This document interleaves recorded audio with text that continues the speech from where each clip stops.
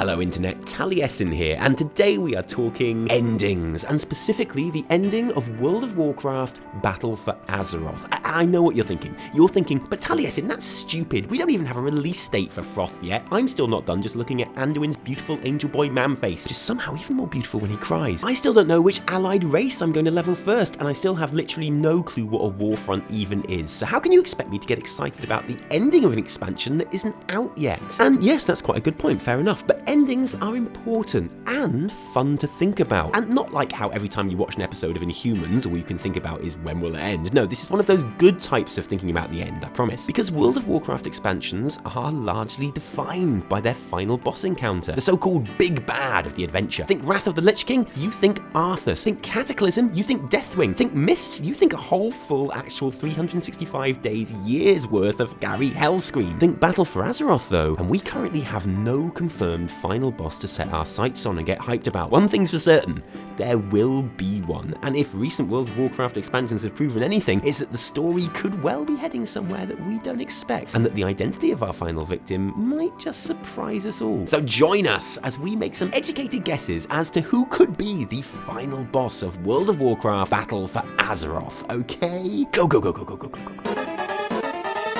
We're going to get this one out of the way straight up, like ripping off a plaster, because we definitely are fighting Azshara. So far, Queen Azshara is the only actual confirmed raid boss in Battle for Azeroth, and it has also been confirmed that she is not a boss in the first raid, the Titan Old God experimentation facility of Uldir. This has led to plenty of the community speculating that Azshara is going to be the actual climactic big bad of Froth, and that when this mind-boggling concept art was revealed at the deep dive panel at BlizzCon, that was Ian's way of flat out telling us who the final boss would be. And that's a theory which is actually pretty believable, because frankly, Queen Azshara would be an absolutely awesome and worthy final boss. I'm not here to give you a history lesson, so in short, Azshara was the queen of the Night Elves, where she ruled over the majority of the pre-sundered world in one of the largest and most advanced empires Azeroth has ever seen. Azshara was beautiful, wise, a super powerful mage, and generally everyone thought she was pretty great, including her. But her constant thirst for power and understanding of the Night Elves' arcane energy source, the Well of Eternity, led to her trying to summon the Burning Legion to Azeroth, partly so that she could marry Sargeras, as she considered old Bernie Beard the only one badass enough for her. Which all led to a massive war ending in the destruction of the Well of Eternity, which led to the Sundering, which led to a watery death for Queen Azshara and her highborn followers, or so it seemed. Because just as they were being swept into the depths, they were given a helping tentacle by a certain watery old god who transformed them all into Naga, and they've been down there ever since. All in all, everything seems to fit for Azshara being the final boss of the expansion. She's certainly powerful enough. In the Sundering novel, Manoroth realizes she is second only to Sargeras and Archimonde in power, and that's before she had an old god for backup. And she fits lore-wise. I think it seems fairly obvious to most people the whole faction war narrative of Battle for Azeroth won't last all that long before the real storyline and universal threat emerges, and most people theorize that is going to be an especially old god and void lord shaped threat. Also, Azshara has been making waves all throughout Legion, trying to get hold of the Tidestone of Golgoneth for reasons unknown. Seriously, Taliesin, do we need anyone else on this list? This is going to be a pretty short video, thank goodness. Well, no.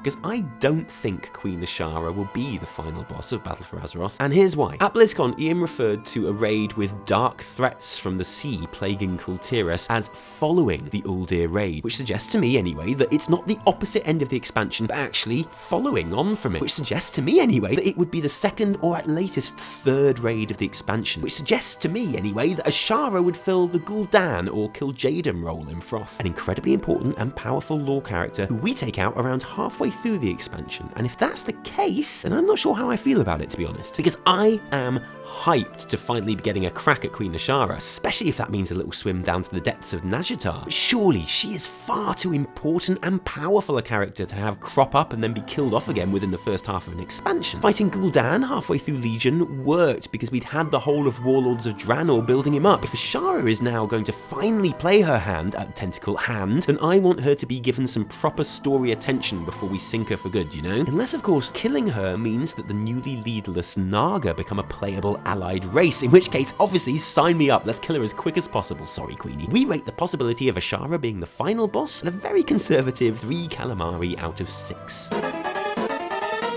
The first raid of Battle for Azeroth will be happening on Zandalar in a Titan base called Uldir. It's pretty unique as Titan constructs go, as it was built as a quarantine facility used to analyze and dissect old gods. The Titans are undeniably pretty smart, but obviously they've never watched any sci-fi film ever made because they thought that would be absolutely fine and that no shit would go down, but guess what? Shit went down, which we are going to have to go in and sort out in the next expansion. So here's the thing, we are in an ancient troll territory with enemies that Blizzard are calling blood gods, and there are strangely arousing blood trolls worshipping them. Well, guess what? There's already a troll blood god who we are very familiar with, Hakkar The Soulflayer. He was the final boss of the Zul'Gurub raid before that was deleted for Cataclysm, and is known as the blood god or blood lower. Bad trolls love him, are constantly trying to summon him, and I can't be the only one who feels like he must have something to do with the goings on in Uldir. And no one knows the origins of Hakkar the blood god, but it's starting to look quite a lot like this Titan facility in ancient troll territory that did experiments on old gods and seems to have inadvertently created things called blood gods. Might have something to do. Okay, look, you see where I'm going with this, okay, yeah? Now this is super interesting because it means that Hakkar is either an old god, or demi-old god at least, or is the result of ill-advised genetic experiments on old gods. Titan-created old god, if you will. Don't believe me? Oh, by the way, did I mention that Hakkar is also credited with having a hand in creating the Emerald Nightmare? Well, there's that too. Either way, it means one thing. He is a lot scarier than we thought. And this is a guy with a snake face and spikes for arms. He was scary enough to begin with, to be honest. Now, of course, the obvious place for a fight with Hakkar to go down would be in the Uldir raid itself, but it could just be possible that we go into that instance to fight someone else, but our meddling somehow releases or rebirths the Soulflayer, and he becomes the main baddie of the expansion from there on in. It is unlikely, but it's possible, and I like the idea, not least because it raises one really interesting question. If Hakkar, the blood lower, really is an old god, or old god in origin, then doesn't that mean other lower could have connections to the old gods too? All those troll characters who make massive decisions like, oh, I don't know, who to make war chief based on what lower told them, suddenly those motivations are starting to look a little bit more suspect, aren't they? We'll talk more about that in a second, but for now, we rate the chances of Hakkar the Soulflayer being the final boss, and he'll almost certainly be there, but we'll probably kill him earlier, 1 Titan facility out of 4. Okay, bear with me on this one, okay? Because I can already hear the screams of anguish from Horde players as I type these words, but bear with me. You have to admit, Blizzard have built a bit of a reputation for themselves in the old good character corrupted and gone bad stakes, you know, to the extent where most of us are constantly on the lookout for the next important faction character who will turn to the dark side and go full-on raid boss on us. And yes, I know Horde players, I know. The Horde have had a pretty torrid time of it with their leaders already in recent times, and surely it's someone else's turn. And shit, if you're looking for suspicious NPCs who might turn out to be super baddies, there's plenty on the Alliance side to be getting on with. No one is quite sure where Jaina's head is at these days. Magni is making all his decisions based on what disembodied whispers from the ground tell him to do, which sounds like a recipe for a shitshow pudding if ever I heard one. Greymane clearly has a hate boner on for anything even slightly Forsaken, and don't even get started on Anduin, because seriously, how can anyone that beautiful, and weirdly even more beautiful when he cries, possibly not be evil incarnate? I know, Horde players, and I hear you. And there's also the small matter that Blizzard know the kind of backlash they'd take from the player base if they ever turn Sylvanas into a raid boss. I mean, a shouty orc no one much cared for is one thing, but Sylvanas is one of the most beloved of all Warcraft characters ever. And Blizzard needs the subs, frankly. Having us kill Sylvanas would be madness. I know that. I do. But then I think... You remember earlier when we were talking about how I'm pretty convinced that Hakkar is either an old god or the spawn of an old god? And do you remember when I said that probably means other entities the trolls refer to as lower could also be old god in origin? And do you remember how it was the lower who told Vol'jin to make Sylvanas war chief just before he died of a broken tooth? And he did, even though he thought it was a terrible idea. That could mean that Sylvanas was literally chosen as war chief by the old gods, and that would not be good news. And then I think, do you remember in the Antorus raid when we come up against Varimathras? Varimathras, who used to be Sylvanas' sidekick, but who turned against her, and Xal'atath whispers, "What a disappointment. He squandered his potential by backing the wrong side." And I think, well, the right side in that context is Sylvanas, because she won. But what would Naifu consider to be the right side? Probably the old god, since she is an actual chunk of actual old god. Probably them. So if the right side is Sylvanas, but also the old gods, does that mean they are on the same side? And then I think, those things don't have to mean that Sylvanas is working for the old gods, but it does at the very least suggest that even if she doesn't know it, the old gods are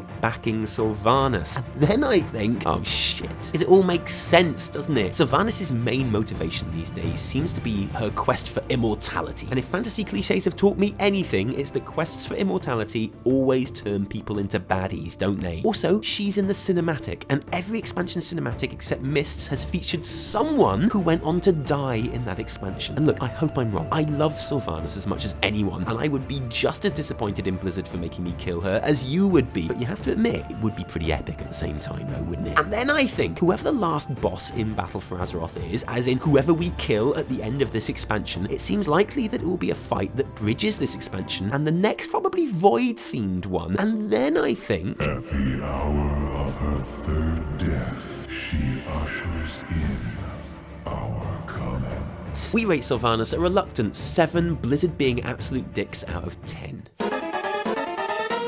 Well, the expansion is called Battle for Azeroth after all, so what if that turns out to mean a battle for the literal world soul of Azeroth? Will the last and most powerful Titan be on our side, or will she be born a corrupted servant of the Void Lords? What if, at the climax of this expansion, we lose the battle for Azeroth and instead have to fight the battle against Azeroth? We've just set one whopper of a precedent for fighting Titans in Antorus, and whereas once the idea of fighting Azeroth herself seemed unfathomable, it now appears pretty likely, really, doesn't it? And I'd be up for it in theory, even if I'd probably try and hold up the attack just long enough for her to eat Magni. But if I'm totally honest, I'm done fighting Titans for a bit. I'm kind of tightened out, really. So I hope you don't mind if I just put that one out there and then move on to the main event. Because honestly, after having just finished fighting a newly born corrupted Titan World Soul, the idea of fighting another newly born corrupted Titan World Soul, even if it is Azeroth herself, isn't quite as exciting to me as it would have been 6 months ago. And I think Blizzard probably know that too. So we'll rate her 3 Pantheon Thrones out of 7. We spent pretty much this whole video now talking about old god connections, old god servants, old god girlfriends, so let's step it up and talk about an actual old god. The old gods were created by the Void Lords, the actual big bads of the Warcraft universe, who are so big and so bad, they are the reason Sargeras started the Burning Crusade, concluding it was better to wipe out all life in the universe rather than let the Void Gods have their way with it. So they're pretty keen on corrupting a Titan world soul to help them have their way with it, so they sprayed out millions of old gods indiscriminately around the universe, like t-shirts from one of those weird cannons you get at baseball games. But instead of cheap corporate advertising flying around, it was fleshy monsters of pure evil hoping to land on a planet that just happened to be an unborn Titan, burrow into it and infect it in the planetary womb. It just so happens that 4 of them that we know of landed on Azeroth. 1 who died before we got here and whose heart Rathian ate, 2 who we fought before, and 1 who we've never actually seen, N'Zoth. An old god so mysterious we don't actually know anything about him for certain. His name is only actually written 3 times in the whole of Chronicle. But we think he probably looks a bit like his Hearthstone card, but Hearthstone isn't canon, so we don't know that. We think he is probably the old god that whispered to Azshara and turned her into a Naga, but we don't actually know that either. We think he is imprisoned under the sea, but actually we can't definitively say that because it's all educated guesswork scraped together from disparate clues, as it should be really. But one thing's for certain, he is somewhere, and it seems he's getting ready to make a move. And we fought old gods in raids before, of course, but Blizzard proved with Argus in patch 7.3 that they are willing to pull out all of the stops for the final phase of expansion, and the potential of a proper battle against N'Zoth is staggering. One of the most tingly and intriguing glimpses that we have to go on are the words from the puzzle box of Yogg-Saron that seem to be referring to an as yet unencountered presence at the bottom of the ocean. And just listen to this and tell me that it doesn't get you excited. In the sunken city, he lays dreaming. The drowned god's heart is black ice. At the bottom of the ocean, even light must die. In the land of Ny'alotha, there is only sleep. Ny'alotha is a city of old, terrible, unnumbered crimes. In the sleeping city of Ny'alotha walk only mad things. The stars sweep chill currents that make men shiver in the dark. The fish know all the secrets. They know the cold. They know the dark. Okay, so maybe forget the bit about the fish knowing all the secrets, that's just weird. But the rest of it sounds terrifying. Can you imagine a full Argus-style patch where we travel to the sleeping city of Ny'alotha, all darkness and whispers and unknowable terror? It would be the exact opposite of the brute force the Burning Legion favoured in Antorus, and could be one of the most disturbing and memorable World of Warcraft experiences ever if it was done right. We might know next to nothing about N'Zoth, but in my opinion, that's his biggest appeal as far as being the climax of an expansion is concerned. Blizzard have the freedom to really go to town on this one, do something really freaky, and I really hope they do. We rate N'Zoth's chances of being the final boss of Legion at a hopeful 12 HP Lovecraft anthologies out of 13. So what do you think of our candidate candidates, guys. Who have we missed out? Well, Khadgar, obviously, and Zappy Boy, but who else? Let us know in the comments below. And thanks for joining us today. If you like this video, don't thank us, thank our patrons who give their actual real-life money to make these videos exist. Without you amazing people, there would be a lot less Taliesin and Evitel, so thank you. If you didn't like it, downvote the shit out of it. Remember, my name is Akolon. No, my name is Taliesin from me and Evitel. Until next time, cheerio.